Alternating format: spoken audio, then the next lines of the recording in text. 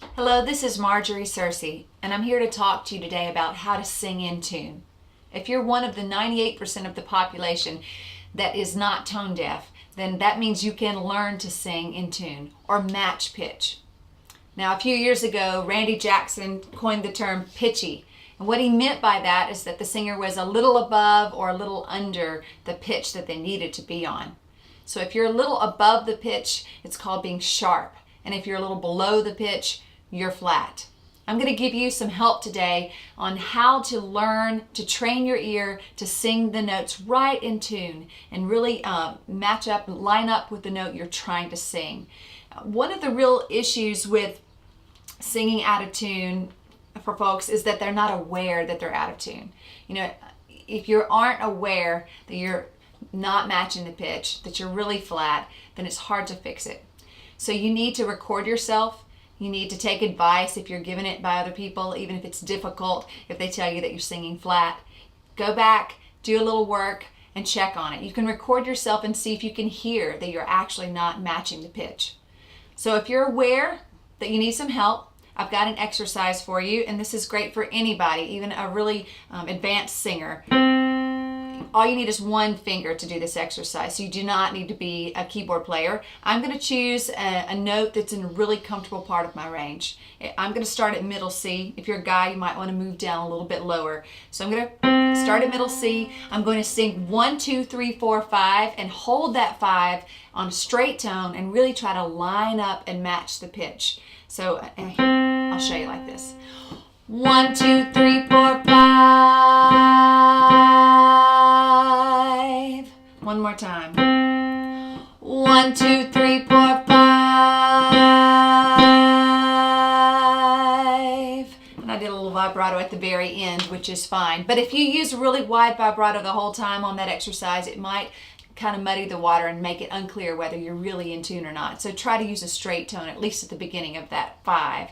And you want to line up. Your ears are really miraculous, and they will figure it out. They'll hear that pitch and want to line up and match it. And so I would do that exercise a few times each day and move up and down the scale by just a few whole steps. And let's try another one up a step higher.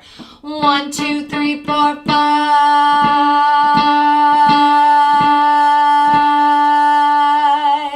Did you notice that as I got to the end of that, I really centered in and got right in the middle of the pitch? Even I wasn't perfectly there. And it sort of you may do the exercise and it may move out on you a little bit. Keep going until you can really hear and line right up in the middle of the pitch. If you practice this, it will work. And you will begin to hear that pitch inside your mind, and you'll be able to train your voice to match it and sing right on it. Another issue for not being in tune is strain. And strain can cause you to go out of tune. It can, if any kind of tension in your voice or your throat can cause lots of issues with your voice, but one of the things it can do is to make you sing out of tune. If you're really pushing up on a note with your chest voice and trying to reach it, a lot of times it's going to strain and be flat.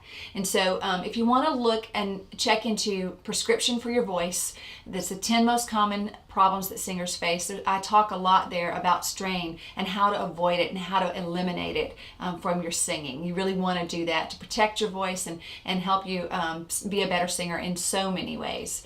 One more issue that can sometimes cause people to not sing in tune is to not use correct breathing. And so they don't have enough air to sustain the pitch that they need, and they tend to go flat or out of tune. And I was thinking about singing in a studio and what it takes to fix a note. Let's say you've done a pass, you sang through and everything was good, but there was one little spot where a note was out of tune. Well, what does a professional singer do to fix that?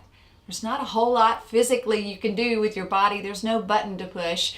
You know the note that you were supposed to sing. You just kind of missed it when you went through. So the only thing to do is to make sure you are supporting the tone by taking a really big breath and really concentrating as you go back through and trying to think about consciously singing that note right in tune.